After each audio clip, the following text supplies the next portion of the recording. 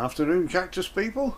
It's a bit brighter today. It's been horrible last week, so like I said, I promised to look round the Cactus house once I've got everything in for overwintering, and we're also going to have a little look at what I've done down the smaller puntier bed. So we'll start off with that down the bottom, I suppose. And it's a bit warmer in here today. There's no heating in here, and it's about 20 degrees, which is nice. So right, so what had happened here is this is where the moving cacti, the Austrocylindropuntia vestitas, used to be.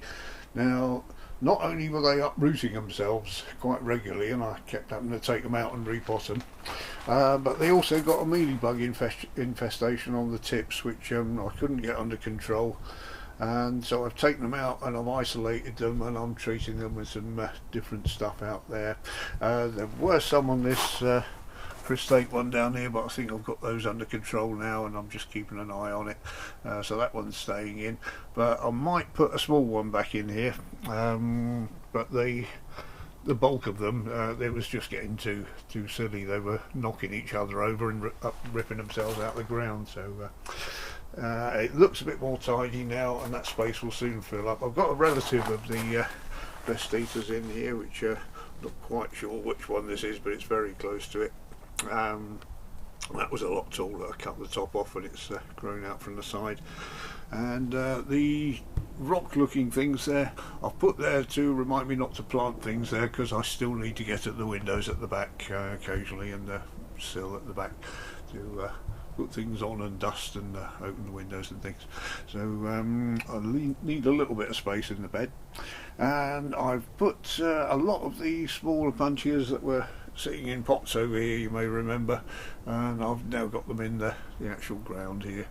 So far too many to mention individually, but I'm sure I'll put a few pictures of a few individuals up.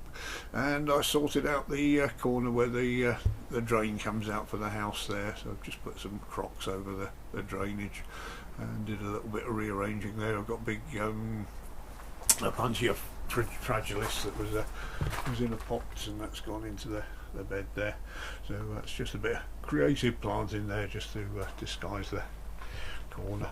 So quite pleased with that, and as I say, I've got the light that I can put on on dull days, which I have been doing, to give the bed at the back a bit more light. And we had to lose the big log that was there, because again that had a very big infestation of mealybugs on the tips, and I'd sprayed it several times and couldn't get rid of it. We've just actually bought a gallon of the isopropyl alcohol, which wasn't cheap.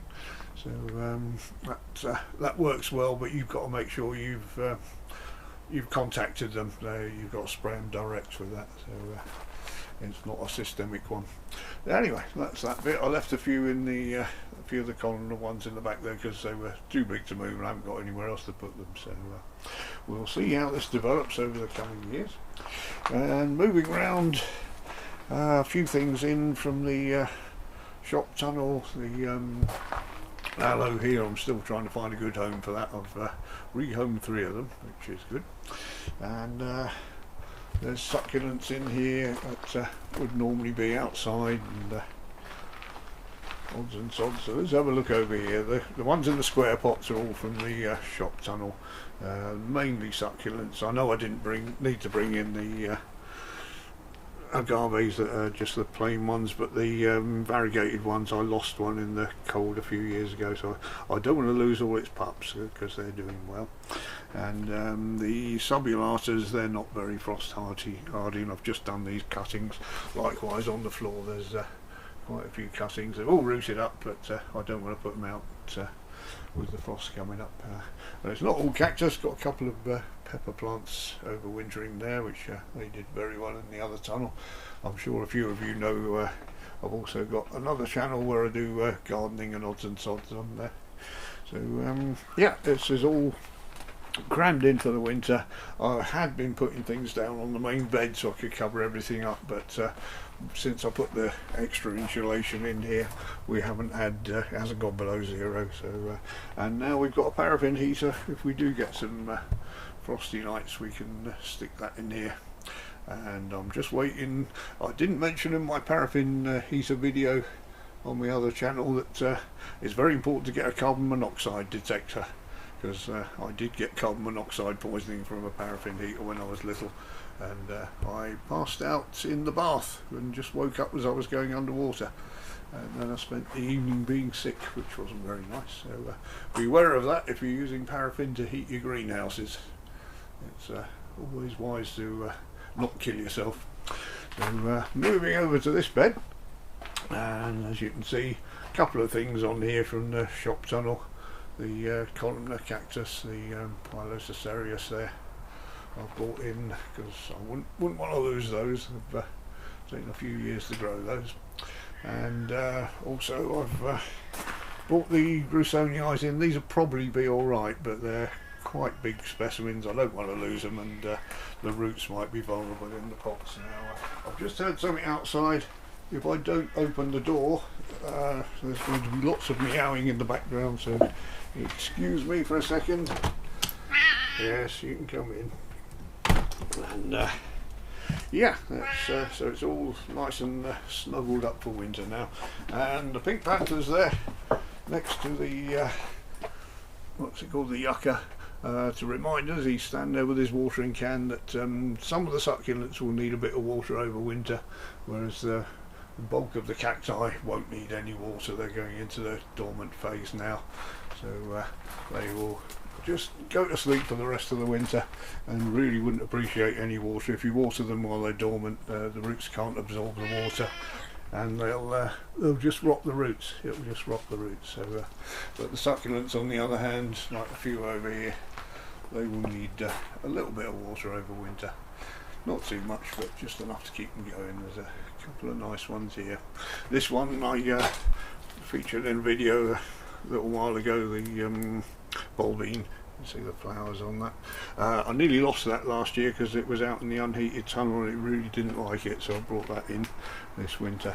And the crassulas, I've brought these in. These normally set out with the bonsai trees during the summer, but obviously they won't like the winter.